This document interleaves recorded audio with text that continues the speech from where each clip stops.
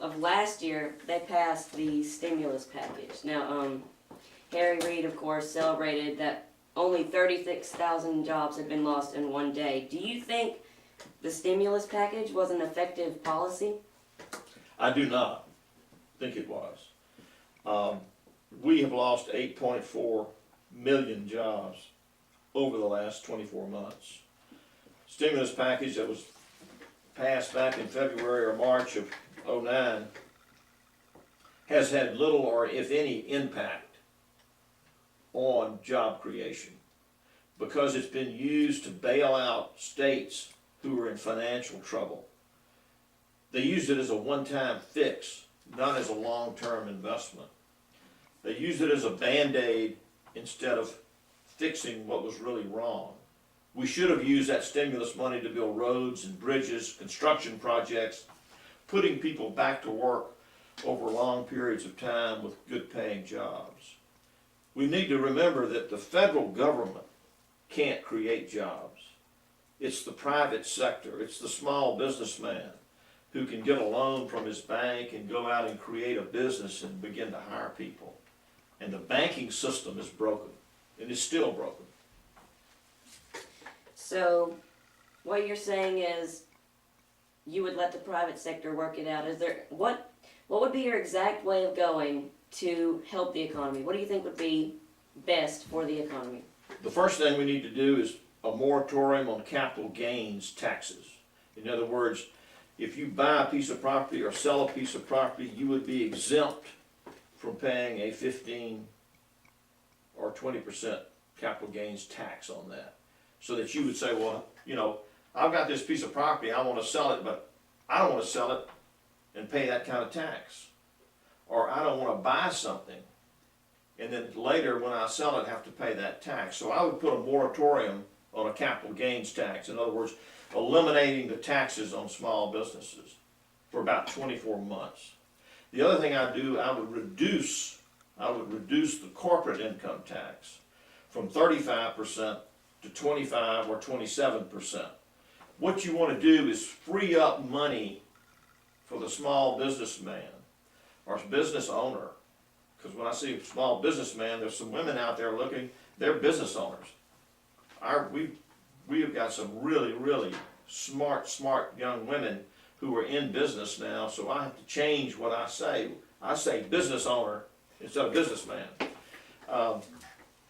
So what we're seeing is a business climate that is suppressing job creation instead of encouraging it. High taxes suppress job creation, don't encourage it. When you reduce taxes, you put more money back into your community.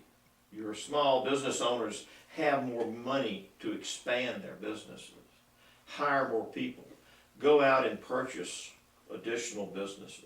So the approach is the opposite of what Obama's administration is doing. Obama believes that the bigger the government, the more controlling the government is where he thinks success lies. I believe the smaller the government and the more freedom that the individual business owner has is where the answer lies. We are absolutely this far apart on that. So let's get away from the national front for just a second here and go to the statewide. There's a current governor's race for Alabama right now. Who do you support for Alabama governor? Well, as a politician, I usually never take sides in a race, and there's a reason for that.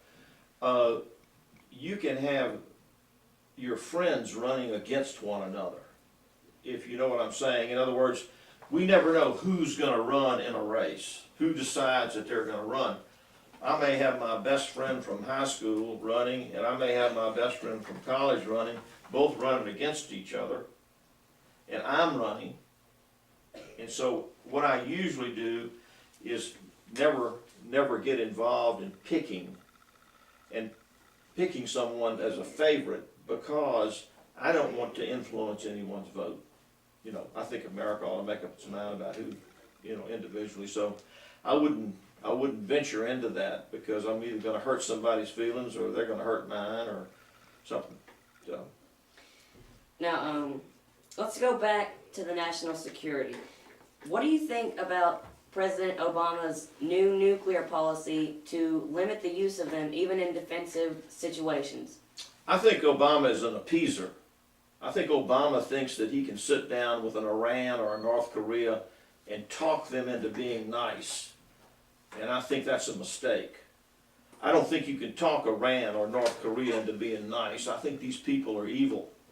I think they're hard-nosed, evil people that would like to see America come to an end. Remember about America now. We are not about things. We're not about material things. We're about ideas. We're about freedom. Freedom is a concept that, it's mysterious in a way because it doesn't represent a product. America is about exporting and showing an example for the whole world that freedom, the right to be who you are and reach your potential, is a concept that scares a radical Islamic group like Iran or a crazy group like North Korea. They're terrified of that idea. They don't want their people to be free. They don't want their men and women to grow up free and be who they are and reach their potential. They want them controlled. They want to tell them what to do, what to wear, what to eat, how to think. And we reject that in America, so it scares those leaders. Obama thinks he's going to sit down with them and talk to them. He's naive. He's bordering on being silly. And so you can probably tell that he and I don't agree on everything. Yes, sir. Pretty strong opposition. Yeah.